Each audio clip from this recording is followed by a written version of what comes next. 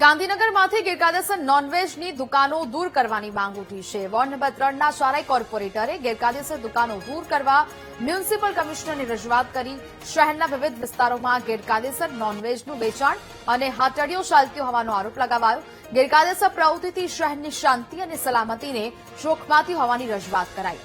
Sector 24માં નોનવેજની દુકાન પાસેથી મૃત પશુઓના અવશેષ મળ્યા હોવાનો દાવો છે।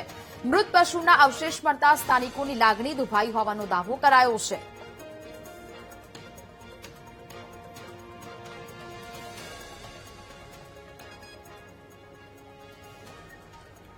અમદાવાદ શહેરમાં લોકોની સુરક્ષા માટે નિર્ભયા સેફ સિટી પ્રોજેક્ટ હેઠળ સ્થાપિત ઇમરજન્સી કોલ બોક્સે ટૂંકા સમયમાં સફળતા મેળવી।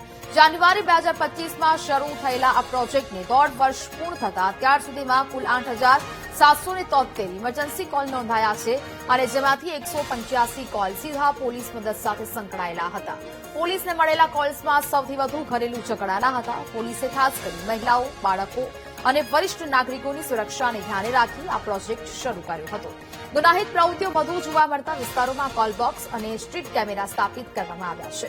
ઇમરજન્સી કોલ બોક્સ અનેક લોકો માટે મુશ્કેલીના સમયે જીવન રક્ષક સાબિત થઈ રહ્યા છે। અલગ અલગ જગ્યાએ 205 લોકેશનમાં 205 ઇમરજન્સી કોલ બોક્સ લાગેલા ઇન્સ્ટોલ કરેલા છે। એમાંથી 150 જેટલા એ વિધાઉટ કેમેરા છે અને 55 જેટલા છે વિથ કેમેરા છે। એનું મેઇન પર્પસ એવું છે કે જે વુમન સેફટી કે કોઈ ઝઘડો થતો હોય કે કોઈ મારઝૂટના પ્રશ્ન થયા હોય તો એને તાત્કાલિક એ બોક્સને જો અવેર હોય કે પબ્લિકના માણસો અને એ જેવું પ્રેસ કરે છે બોક્સને તો એનું ડાયરેક્ટ રિસ્પોન્સ અમારા કંટ્રોલ રૂમમાં અમારા જે